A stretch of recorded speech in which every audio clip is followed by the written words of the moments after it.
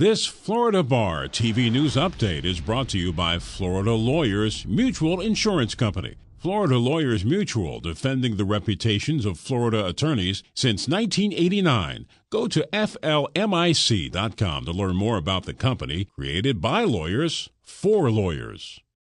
The Florida Bar is aggressively addressing gender and diversity issues and is now taking the next steps to come up with a solid plan of action.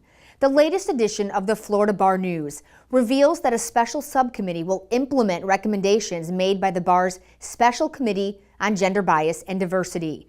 Florida Bar President-elect Michelle Suskauer chairs the committee and says this is the time when there is a national conversation, a conversation that is so pervasive.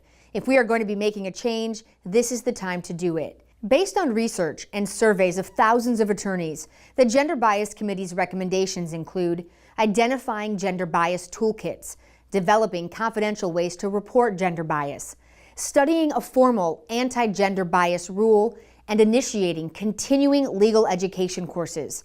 Now the subcommittee is creating a 12-point action plan.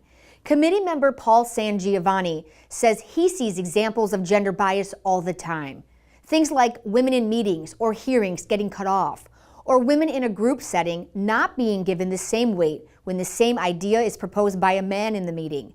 The Florida Bar website is planning to unveil a page by June created by the subcommittee dedicated to gender equality and women in the legal profession. Bar President-elect Suskauer says, "I think that we are absolutely headed in the right direction, but we have a long way to go. I don't want to be having this conversation 10 years from now.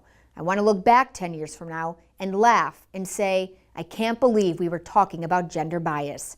And when Suskauer becomes president of the Florida Bar this summer, she says she won't be able to forget she will be only the 6th woman president in bar history. You can learn more about the bar's battle against gender bias in the latest edition of the Florida Bar News.